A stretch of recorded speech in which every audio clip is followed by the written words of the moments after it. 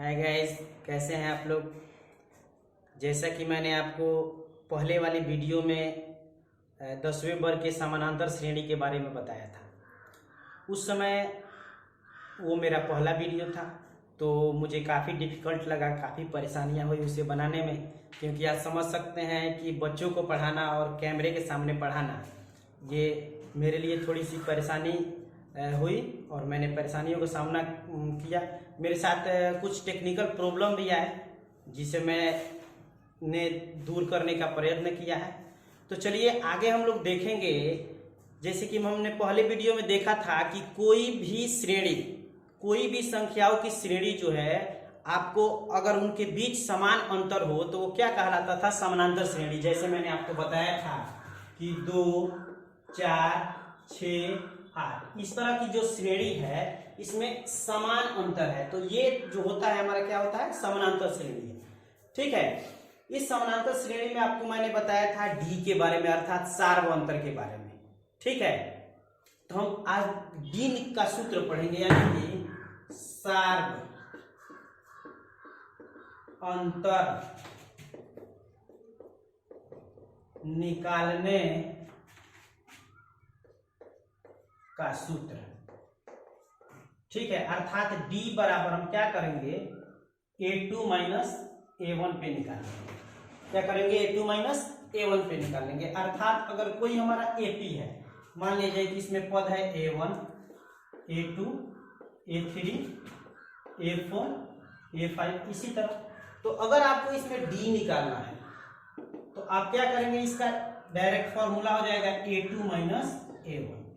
ठीक है, या आप क्या कीजिएगा, d को a3 माइनस a2 या फिर a4 माइनस a3, यानी कि कोई भी आपको दोनों के बीच का अंतर हम क्या करेंगे, निकाल लेंगे। ऐसे देखिए, मान लिया जाए कि कोई समांतर श्रेणी हो गया 1, 3, 5, 7 और इसी तरह आगे जाता है।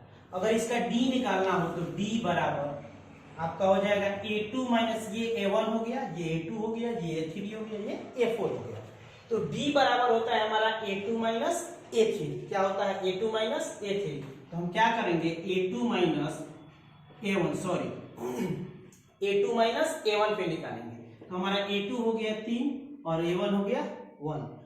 तो हमारा d जो हो जाएगा, 3 में से 1 घटेगा, कितना होगा, 2। इस तरह से हमारा क्या होता है, d निकलता है। अगर एक और एग्जांपल अगर हम लें, जैसे आप 3, 5, 7, 9, 11 इसी तरह आगे चलते हैं, तो इस तरह से हमारा d निकालना हो तो क्या करेंगे, हम 5 में से 3 घटा देंगे। 5 में से 3 घटेगा, कितना होगा, हमारा 2 होगा।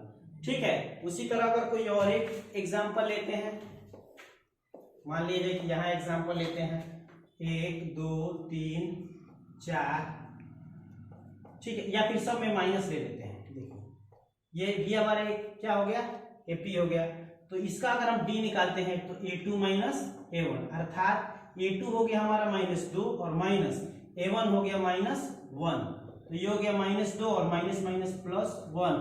तो माइनस प्लस माइनस 2 में से 1 घटेगा -1, यानी कि अर्थात इसका d जो है हमारा कितना होगा, -1 होगा। अब हम लोग अगले स्लाइड में देखेंगे AP के nवें पद का सूत्र। AP के nवें पद का सूत्र होता है a plus n minus 1 into D, जहां a जो है हमारा प्रथम पद है और d हमारा क्या है, सार्व अंतर है। मान लिया जाए कि इस पे अभी ये कैसे होगा, मान लिया जाए कोई AP है, ठीक है, उसका प्रथम पद अर्थात a बराबर दे दिया है 1 और d बराबर दे दिया है 4। क्या दे दिया है, a बराबर 1 और d बराबर दे दिया है आपको 4। तो कहता है आपसे, तो उस AP का 10वां पद ज्ञात करें। 10वां पद ज्ञात करें। ठीक है, अर्थात a बराबर दे दिया है 1 और d बराबर 4, अर्थात आपको दे दिया है कि प्रथम पद 1 और आपको सार्व अंतर 4। तो आपको क्या करना है, उस AP का 10वां पद निकालना है।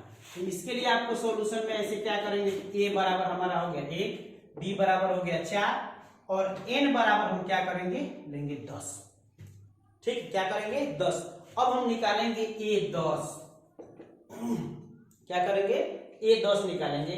तो A10 निकालने के लिए क्या हमारा इसके पहले पढ़े थे, A10 को हम A+9D भी लिख सकते हैं। ठीक है, तो इसको nवां पद का फॉर्मूला के लिए n बराबर A+n-1 इंटू डी, इस पे भी हम बना सकते हैं। तो हमारा a का a, अब n के जगह पर हमारा कितना हम रखेंगे 10, तो बराबर a के जगह पर कितना 1 और प्लस n के जगह पर कितना रखेंगे 10 माइनस 1 और d के जगह पर कितना हमारा होगा 4। तो इस तरह से A10 बराबर a का प्लस 10 में से 1 घटेगा 9 गुने 4, तो हमारा A10 is equal to a का प्लस 9 चौका 36, तो A10 इज इक्वल टू 36 और 1 37, अर्थात उस AP का 10वां पद जो होगा वो कितना होगा 37 होगा। अर्थात कि जिसमें a बराबर 1 d बराबर 4 दिया हो, तो उस AP का 10वां पद जो होगा उसको हम निकालेंगे तो कितना होगा 37 होगा। तो इस तरह से अगर a दिया हो, d दिया हो, कोई भी आपको प्रथम पद सारवंतक दिया हो, तो उसका nवां पद निकालने के लिए, यानी कि 10वां पद का है, 20वां पद का है, 5वां पद का है, कोई भी पद का है, तो उसके लिए हम इस AP का A+n-1 इंटू डी इस फॉर्मूला पे हम निकाल सकते हैं इसको। चलिए आगे अब हम लोग देखेंगे प्रश्नावली 5.1। इसमें आपको दिया है कि निम्नलिखित स्थितियों में से किन स्थितियों में संबद्ध संख्याओं की सूची AP है और क्यों। यानी कि आपको स्टेटमेंट दे दिया है, क्वेश्चन दे दिया है और आपको पूछ रहा है उससे कि इनमें से कौन AP में है, और फिर कह रहा है कि अगर है तो क्यों है। ठीक है, जैसे फर्स्ट क्वेश्चन मैं आपको लिख रहा हूं, आपसे फर्स्ट क्वेश्चन कह रहा है कि प्रत्येक किलोमीटर के बाद टैक्सी का किराया, जबकि प्रथम किलोमीटर के लिए किराया 15 रुपया है और प्रत्येक अतिरिक्त किलोमीटर के लिए किराया 8 रुपया है। अर्थात ये कह रहा है कि टैक्सी का किराया दिया है। टैक्सी का किराया इस प्रकार दिया है कि प्रथम यानी कि पहले प्रथम किलोमीटर का किराया आपको दे दिया है 15 रुपया, और उसके बाद हर 1 मीटर पे अतिरिक्त, यानी कि हर मीटर पे, हर आपको किलोमीटर पे आपको किराया जो दिया है 8 रुपया दिया है। क्या दिया है 8 रुपया दिया है। और आपसे ये पूछ रहा है कि ये जो स्टेटमेंट दिया है, ये आपको जो कथन दिया है, ये AP में है कि नहीं है, ये आपसे पूछ रहा है। अगर कह रहा है कि अगर AP में है तो क्यों है, अगर नहीं है तो क्यों नहीं है। ठीक है, तो सबसे पहले हम देखेंगे कि प्रथम किलोमीटर का किराया। देखिए प्रथम किलोमीटर का किराया बराबर 15 रुपया। कितना रुपया है 15 रुपया। ठीक है, यानी कि वो टैक्सी से 1 किलोमीटर जाता है तो 15 रुपया देता है। ठीक है, फिर क्या कह रहा है, तो अगर उसी तरह दूसरे किलोमीटर का अगर किराया आपसे पूछा जाए कितना होगा, 1 किलोमीटर का किराया 15 रुपया, तो 2 किलोमीटर का किराया कितना होगा। तो पहले कह रहा है कि 1 किलोमीटर का किराया 15 रुपया है और उसके बाद हर किलोमीटर में उसको 8 रुपया ज्यादा देना पड़ता है। कितना रुपया कह रहा है, अतिरिक्त किराया कितना है 8 रुपया। यानी कि इस 15 में हम क्या करेंगे 8 जोड़ देंगे। क्या करेंगे 8 जोड़ देंगे, तो कितना होता है 23 रुपया। ठीक है, और फिर आपसे पूछेगा, फिर आपसे कह रहा है कि तीसरे किलोमीटर का किराया तब कितना होगा। ठीक है, यानी कि पहला 15 रुपये, प्रथम किलोमीटर के लिए 15 रुपया, दूसरे किलोमीटर के लिए कितना रुपया 23 रुपया। तो आपसे पूछ रहा है तो तीसरे किलोमीटर के लिए कितना देना होगा, तो अर्थात हम क्या करेंगे इस 23 में फिर 8 जोड़ देंगे। क्या करेंगे 8 जोड़ देंगे, तो ये कितना हो जाएगा 41 रुपया। ठीक है, और इसी तरह चौथे किलोमीटर के लिए किराया बराबर हम क्या करेंगे 41 में 8 जोड़ेंगे तो कितना होगा 49 रुपया होगा। तो इस तरह से हमारी जो सूची बन रही है, ये श्रेणी जो बन रही है, देखिए क्या क्या है, जैसे 15, 23, 8, 3, 11, ये 31 होगा, सॉरी 31, और ये हो जाएगा 31 8 1 9 39 ऐसे होगा। 15 23 31 और 39 इस तरह से हमारी एपी बनेगी। तो अब हम देखेंगे कि ये एपी में है या नहीं है। तो ये आपको 15 उसके बाद 23 उसके बाद 31 और इस तरह 29, यानी कि देखिएगा इस 15 में हम एक संख्या जोड़ेंगे 8 तो हमारा अगला संख्या 23 प्राप्त हो रहा है। फिर इसमें क्या है हमारा 8 जुड़े, फिर इसमें 8, यानी कि एक निश्चित संख्या जोड़ने पर अगली संख्या प्राप्त हो रही है। तो हमारा एपी का परिभाषा ही कह रहा है कि कोई भी संख्या यानी कि पहले को छोड़ करके अगली जितनी भी संख्याएं हैं उसमें एक निश्चित संख्या जोड़ने से प्राप्त होता है तो वो एपी में होता है। तो इसमें एक निश्चित संख्या हमारा 8 जोड़ने से हर अगला संख्या आ रहा है, इसलिए ये हमारी श्रेणी जो है क्या है एपी में है। क्या है एपी में है। बस यही तो हमारा आंसर है। अब हम लोग दूसरा क्वेश्चन देखेंगे। किसी बेलन में उपस्थित हवा की मात्रा जबकि वायु निकालने वाले पंप प्रत्येक बार बेलन की हवा का 1/4 भाग बाहर निकाल देता है। ठीक है, यानी कि ये आपको कथन दिया है कि किसी बेलन में किसी सिलेंडर में जो है हवा है, उसमें हवा भरी हुई है और कह रहा है उससे वायु निकालने वाला एक पंप द्वारा उससे हवा निकाला जाता है। क्या किया जाता है? हवा निकाला जाता है और प्रत्येक बार में हर बार उसको लगा करके खींचा जाता है तो उसमें जो आयतन बचा है उसका 1/4 भाग उसमें से हवा क्या होता है निकल जाता है। क्या होता है? निकल जाता है। तो आइए इसको हम देखते हैं। मानेंगे माना टंकी में हवा का आयतन क्या हो गया हमारा v सेंटीमीटर की जो भी इसमें। ठीक है, मान लिया टंकी में हवा का आयतन कितना हो v। ठीक है, तो पहली बार में हम निकालते हैं तो देखिए लिखिएगा पहली बार निकालने के बाद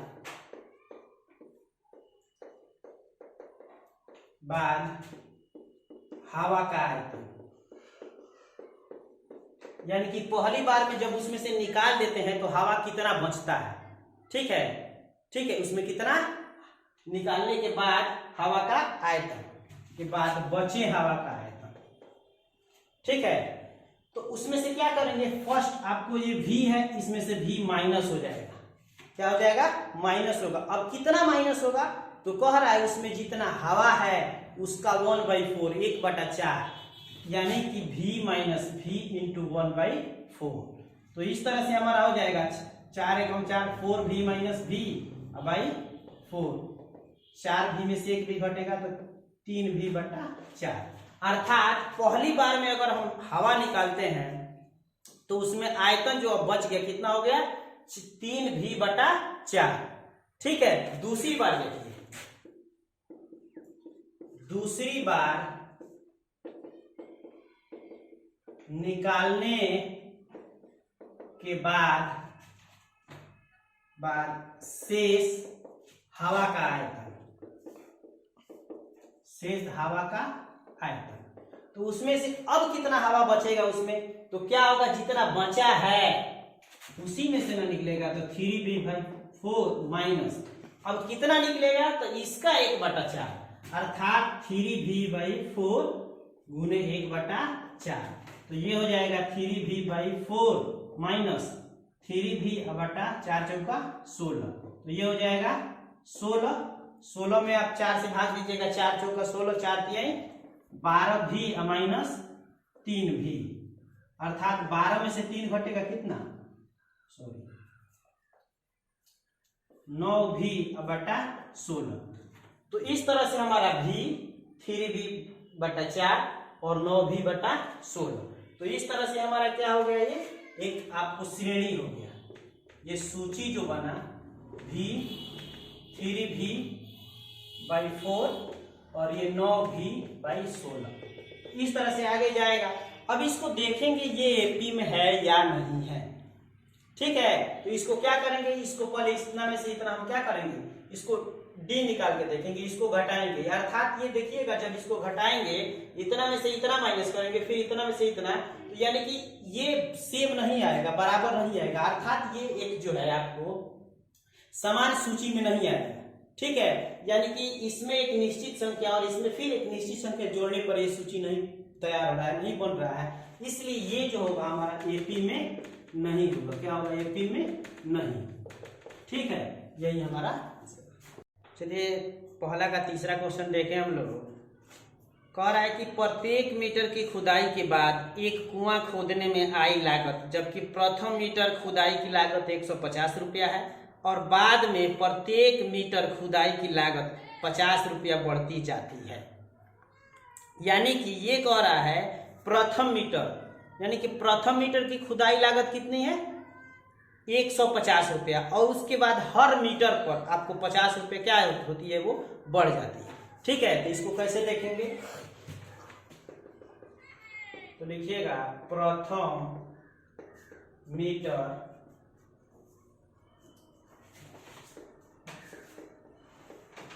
खुदाई की लागत बराबर 150 रुपया। कितना होगा? 150 रुपया। ठीक है, उसके बाद दूसरे मीटर खुदाई की लागत बराबर क्या होगा? प्रथम 150 रुपया और उसके बाद हर मीटर पे, एक मीटर के बाद जितना हम बढ़ेंगे उसमें क्या होगा? आपको 50 रुपया बढ़ा दी जाती है, अर्थात ये हो गया 50। 150 और 50 200 रुपया हो जाता है। ठीक है, उसके बाद क्या हो गया? आपको तीसरे मीटर खुदाई की लागत बराबर हम क्या हो जाएगी? 200 में हम क्या करेंगे? 50 रुपया बढ़ा देंगे, 250 रुपया। ठीक है, उसी तरह चौथे मीटर खुदाई की लागत जो होगी क्या होगी? 250 प्लस 50 यानी कि 300 रुपया हो जाएगी। तो इस तरह से हमारी जो सूची बन रही है, क्या बन रही है? श्रेणी। ये सूची जो हमारी बन रही है क्या बन रही है? 150, 200, 250 और उसके बाद 300। उसी तरह ये आगे बढ़ता जाएगा। अब इसको देखना है कि ये एपी में है या नहीं है। तो देखिए 150 है, इसमें 200, ये 200 से 250, 250 से 300, अर्थात इसमें एक निश्चित संख्या जोड़ने पर अगली संख्या प्राप्त हो रही है। ठीक है, तो इसलिए ये श्रेणी जो है, ये सूची हमारा क्या है? एपी में है। क्या है? एपी में है। हम अगला क्वेश्चन देखते हैं। पहला का अगला क्वेश्चन है 4 नंबर। कह रहा है कि खाते में प्रत्येक वर्ष का मिश्र धन, जबकि 10,000 रुपये की राशि 8% वार्षिक की दर से चक्रवृद्धि ब्याज पर जमा की जाती है। आप लोग इसके पहले 8th क्लास में फॉर्मूला पढ़े थे मिश्रधन का, A बराबर P × 1 + R/100⁴ ठीक है, यानी कि ये मिश्रधन निकालने का सूत्र है। इस क्वेश्चन में आपको क्या दे दिया है कि 10,000 रुपये की राशि, अर्थात हमारा P जो दे दिया है वो 10,000 दे दिया है। कितना दे दिया है? 10,000 रुपया दिया है। उसके बाद कह रहा है आपको रेट R जो दे दिया है वो कितना दे दिया है? 8%। ठीक है, तो इसको हम क्या करेंगे? एक एक करके हम इसका क्या निकालेंगे? मिश्रधन निकालेंगे। क्या निकालेंगे? मिश्रधन निकालेंगे। तो लिखिएगा पहले वर्ष का मिश्रधन। तो पहले वर्ष का मिश्रधन अर्थात P × 1 + R/100⁴ अर्थात ये हमारा हो गया 10,000 × 1 + R हमारा कितना हो गया? 8/100⁴ n का मतलब प्रथम कह रहा है पहले वर्ष, तो n हमारा कितना होगा? 1 होगा। तो इस तरह से हमारा हो गया 1 + 8/100। ठीक है, और इसको आगे क्रिया करके निकाल लेंगे, मिश्रधन निकल सकता है। ठीक है, उसके बाद कह रहा है दूसरे वर्ष का मिश्रधन। दूसरे वर्ष का मिश्रधन हमारा क्या होगा? 10,000 × 1 + 8/100 और इसका पावर कितना हो जाएगा? 2। ठीक है, उसी तरह अगर ये हमारा तीसरे वर्ष का अगर मिश्रधन कहता है तो 1 + 8/100⁴ तो इस तरह से हमारी जो श्रेणी जो सूची निकल सकती है। तो ये देखिए आप इसको पूरा अंक में भी आपको पूरा कैलकुलेट करके निकाल सकते हैं, कैलकुलेट करके इसका अलग अलग निकाल सकते हैं। ठीक है, तो अभी देखिए ये हम देखें 1 प्लस, ठीक है, उसके बाद कितना आ रहा है 1 प्लस पावर 2 और फिर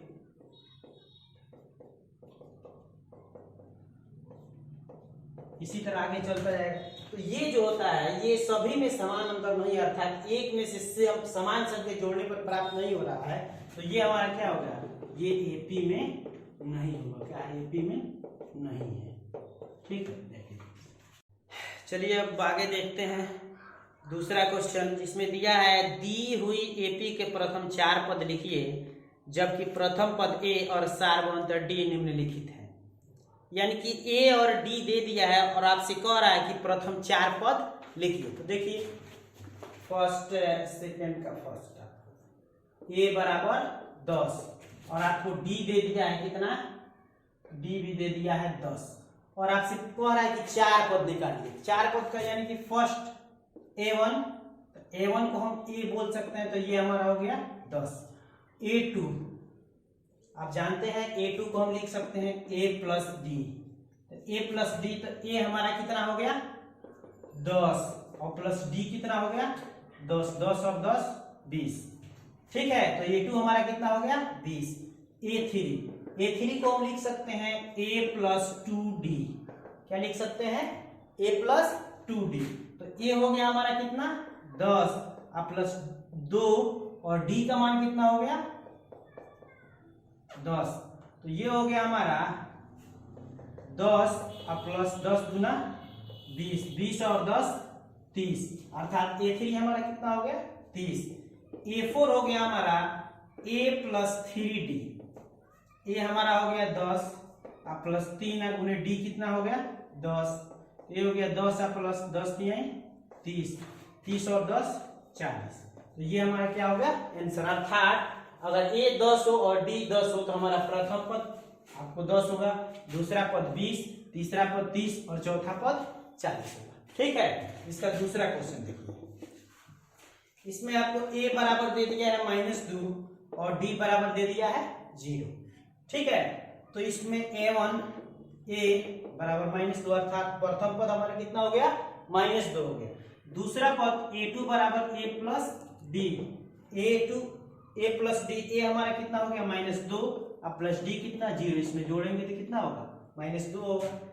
A3 होता है A प्लस 2D, तो A हो गया -2 और प्लस D हो गया आपको 2 और D की जगह पर कितना 0, तो ये हो गया -2 और 2 में 0 से गुना होगा तो कितना होगा 0 और -2 में 0 जोड़ेंगे तो कितना होगा -2।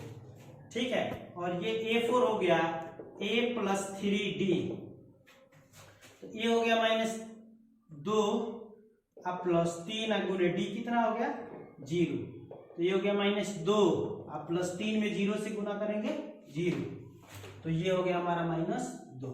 तो इस तरह से हमारा अगर A -2 और D 0 तो प्रथम पद भी आपको -2, दूसरा पद भी -2, तीसरा पद भी -2 और चौथा पद भी -2। अर्थात देखिए आपको मैंने पहले ही बताया था कि D जो होता है वो धनात्मक, ऋणात्मक या शून्य हो सकता है। तो इस कंडीशन पे देखिए जब D हमारा 0 है तो सभी पद क्या है हमारा क्या है समान है। देखिए A1 -2, A2 -2, A3 -2 और A4 भी -2। चलिए हम देखेंगे दूसरा का तीसरा क्वेश्चन, जिसमें आपको A बराबर दे दिया है 4 और D बराबर -3 दे दिया है। तो इसके प्रथम 4 पद अर्थात A1 बराबर A हमारा ये हो गया 4, A2 निकालेंगे तो ये हो गया A प्लस D, ये हो गया हमारा 4 अब प्लस D हो गया -3, ये हो गया 4 प्लस -3, 4 में से 3 घटेगा A3 A plus 2D, A हो गया कितना 4 प्लस 2 गुने D हो गया कितना -3, 4 प्लस माइनस 2 दिया 6 में 4 घटेगा -2। उसी तरह A4 निकालेंगे, ये हो जाएगा A प्लस 3D, तो ये A हमारा हो गया 4 प्लस 3 गुने D कितना हो गया -3, 4 प्लस माइनस 3 तिरका 9 में 4 घटेगा -5। तो इस तरह से हमारा जो है A 4 हो और D -3 हो तो हमारा जो है प्रथम पद 4, दूसरा पद आपको 1, तीसरा पद -2 और चौथा पद -5 हुआ। ठीक है, अब चौथा क्वेश्चन देखेंगे जिसमें a बराबर आपको दे दिया है -1 और d बराबर 1/2। तो इस तरह से हमारा प्रथम पद आपको हो गया -1 और a2 और दूसरा पद निकालेंगे तो ये हो गया a प्लस डी। a कितना हो गया हमारा -1 और प्लस d कितना हो गया 1/2। तो ये हो जाएगा 2 एकम -2 प्लस 1/2। तो ये घटेगा तो कितना होगा -1/2। तीसरा a3 निकालेंगे तो ये हो गया a प्लस 2d। तो a हो गया हमारा -1 और प्लस d का मान कितना हो गया 2 गुने d का मान हो गया 1/2। कैंसिल, -1 और प्लस 1 कितना हो गया ये 0। a4 निकालेंगे a प्लस 3d। तो a हो गया हमारा कितना -1 और प्लस 3 गुने d हो गया 1/2। तो -1 और प्लस 3 एकम 3/2। तो ये हो जाएगा आपको 2 एकम -2 और प्लस 3/2। 3 में से 2 घटेगा 1/2। ठीक है, तो इस तरह से जब a -1 d हो गया आपको 1/2 तो प्रथम पद आपको -1, a2 आपको हो गया -1/2, a3 आपको 0 और a4 हो गया आपको 1/2। ठीक है, एक और क्वेश्चन इसमें बाकी है 5 नंबर। a बराबर -1.25। ठीक है, और d बराबर -0.25 दिया है। ठीक है, इसको देखिए हम कैसे बनाते हैं। अर्थात ये हमारा a1 बराबर -1.25। ठीक है, उसके बाद हम a2 निकालेंगे तो ये हो गया a प्लस d। a कितना हो गया -1.25 और प्लस d हो गया हमारा -0.25। ठीक है, तो ये हो जाएगा -1.25 प्लस -0.25। तो ये हो जाएगा आपका माइनस माइनस प्लस। अब इसको जोड़ेंगे 5 5 10 के शून्य हाथ में 1, 2 2 4 और 1 5, अर्थात -1.50। अर्थात हमारा a2 हो गया कितना -1.50। ठीक है, उसके बाद हम a3 निकालेंगे तो a3 होता है a प्लस 2d। तो a प्लस 2d, तो a हमारा हो गया कितना -1.25 और प्लस 2 और d हो गया -0.25। तो ये हो जाएगा -1.25 प्लस माइनस माइनस और ये हो जाता है 25 दूना 50। ठीक है, यानी कि 0.50। अब इसको जोड़िए, माइनस माइनस प्लस, ये हो गया 5 5 2 7 अर्थात -1.75। अर्थात a3 हमारा होता है कितना -1.75। a4 हो गया a प्लस 3d। तो a हो गया -1.25 और प्लस 3 और गुने d का वैल्यू हो गया -0.25। ठीक है, तो -1.25 प्लस माइनस माइनस ये हो गया आपको 25 दिए यानी कि 0.75। इसको जोड़िएगा 5 5 10 के शून्य हाथ में 1 7 2 1 10 के शून्य हाथ में 1 1 1 2। ठीक है, अर्थात -2। तो इस तरह से हमारा जब a -1.25 और d -0.25 हो तो हमारा पहला पद हो गया -1.25, दूसरा पद हो गया -1.50, तीसरा पद हो गया -1.75 और चौथा पद हमारा हो गया -2। यही हमारा क्या है आंसर। चलिए अब आगे देखते हैं हम। तीसरा क्वेश्चन है कि निम्नलिखित में से प्रत्येक एपी के लिए प्रथम पद तथा सार्वंतर लिखिए।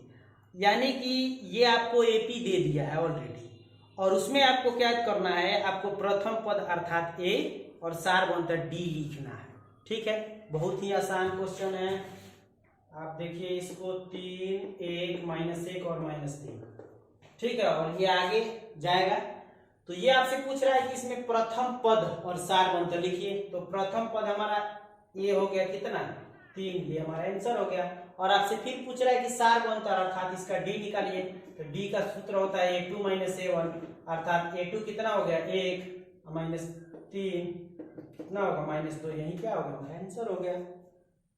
दूसरा देखिए -5 -1 3 7। ठीक है, तो इसका हमारा ये प्रथम पद हो गया आपको a बराबर -5 ये आंसर, और d हो गया आपको a2 - a1 अर्थात -1 a2 - a1, तो -1 और इसमें से माइनस a1 कितना हो गया -5, तो ये हो गया -1 और माइनस माइनस प्लस 5, तो ये माइनस प्लस माइनस 5 में से घटेगा कितना। ठीक है, तो अर्थात हमारा a बराबर हो गया -5 और d बराबर हो गया 4। प्रथम पद आपको -5 और आपको d कितना हो गया 4। तीसरा क्वेश्चन देखिए यहाँ पे 1/3 5/3 9/3 और 13/3 और आगे इसे दिया है। तो आपसे पूछ रहा है कि इसका प्रथम पद, तो आपका इसका प्रथम पद हो जाएगा, ठीक है, a कितना हो गया 1/3, यही क्या हो गया आंसर, और सार्वअंतर d बराबर हो जाएगा आपको 5/3, सॉरी, तो आप a2 - a1 लिख दीजिए, तो ये हो गया 5/3 -1/3, तो ये हो गया 3 5 - 1, ये हो गया 4/3, यही क्या हो गया हमारा आंसर हो गया।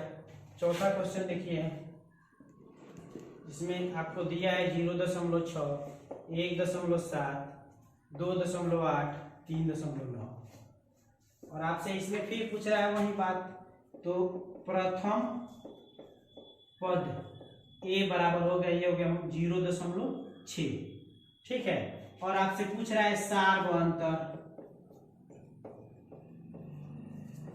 d बराबर a2 - a1, a2 हो गया 1.7 माइनस ये हो गया 0.6, 7 में से 6 घटेगा 1 में से 0 घटेगा।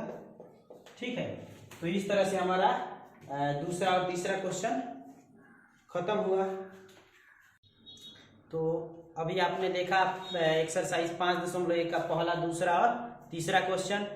तो चलिए मिलते हैं हम लोग अगले वीडियो में।